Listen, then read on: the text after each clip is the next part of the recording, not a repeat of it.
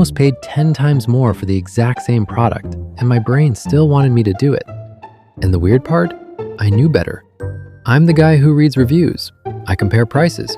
My friends text me before buying a phone, a laptop, a vacation package, because I hate being overcharged.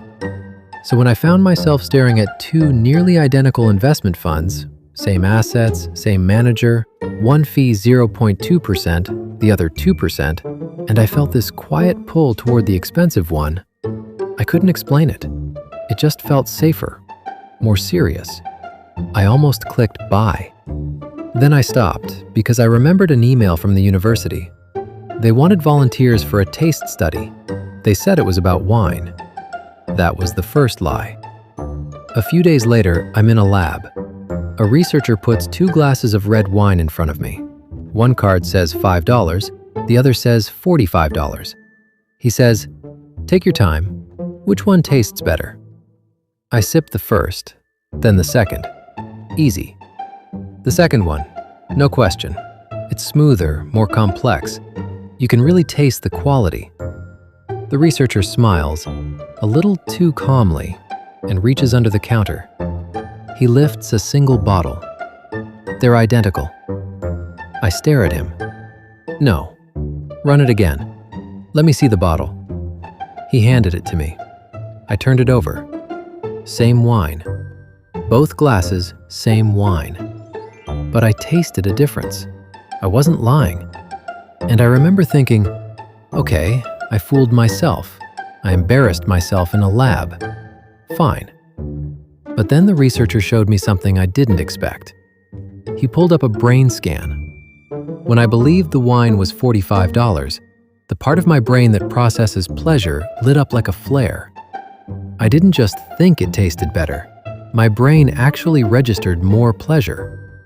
Price didn't just change my opinion. It changed the way my brain experienced the wine. The experiment was never about the wine.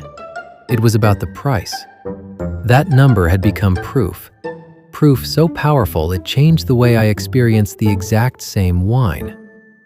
So now I'm asking, if price can change the way I experience taste, what else can it change? Later that day, I had a headache. I took the cheapest pill in the cabinet, and it worked. But what I didn't know is that researchers have tested exactly this. They gave people electric shocks and a sugar pill. Half were told the pill cost $2.50. Half were told 10 cents. Same sugar, same pain, different brain. 85% of the expensive group felt real relief. Only 61% of the cheap group did. The pill was identical. The price changed what people experienced. Wait, if price can change how much pain you feel, what else can it change? I started wondering, could it change movement, memory, confidence? I didn't know. Then I found the Parkinson's study. Patients were given a placebo, just saline, and told it was a costly new treatment. Motor function improved by 28%. Told it was cheap, only 13%. Their brains released more dopamine, the molecule of movement and reward, just because the price tag was high.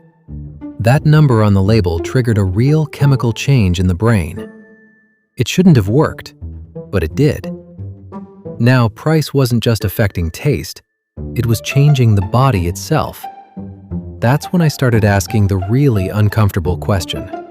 If price can trick my senses and my body this badly, and cost me money, why hasn't evolution stripped this bias out? The answer took me somewhere I didn't expect. Imagine you're a hunter 30,000 years ago. You need a spear that won't fail when a boar charges. One spear costs more, made by an expert, balanced, deadly, reliable. The cheap one? It might snap on impact. You choose the expensive one. It probably gave you a better chance of surviving the hunt.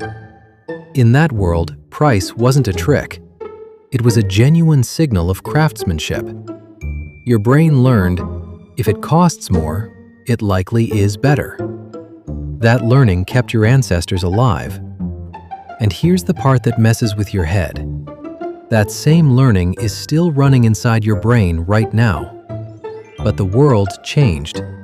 Now the signal is often fake, and your brain can't tell the difference. A few hours later, I walked into a watch store. 2 watches, one $50, one $10,000. They both told the same time. Now imagine you're standing there with me. You'd probably do exactly what I did, glance at the price tags, and feel something shift. A salesperson came over. "Can I help you?" "Just looking," I said. But my eyes kept going back to the expensive one. "They both tell the same time, but this one feels different." She smiled. "They both do the same job." I knew that, but I kept coming back to it. It wasn't more accurate. It wasn't more useful. So why did it feel like walking away meant losing something? That's when I realized I wasn't comparing watches anymore. I was comparing versions of myself. Price had stopped being about quality. It was selling me an identity, the person I could become, the story I could tell. Thorsten Veblen called this conspicuous consumption. For some goods, demand goes up when price goes up. The price is the promise. I wasn't buying a timepiece. I was buying a story about myself. So by now I had uncovered 3 layers. Price as a mental shortcut, price as a biological force, price as an identity signal. But there was a 4th layer waiting, the one I was warned about at the very beginning. Later that evening, I was sitting on a park bench. My phone was open to those 2 funds again. And even after the wine, after the pain studies, after the spear and the watch, I still felt that quiet, irrational pull toward the expensive fund. I almost clicked buy. Right then, after everything I'd learned, my rational brain knew the truth, but a ghost was still whispering. That's the most uncomfortable fact in this entire story. Awareness does not erase cognitive biases. Knowing about a shortcut doesn't delete it from your mental code. What awareness gives you is not a cure. It's a gap. A split second between impulse and action where you can remember what you've learned. But even that gap isn't equally strong for everyone. Your culture and upbringing may make it a little wider or narrower. The important thing is, the illusion is strongest right before you buy. That's the moment the price tag is telling the loudest story.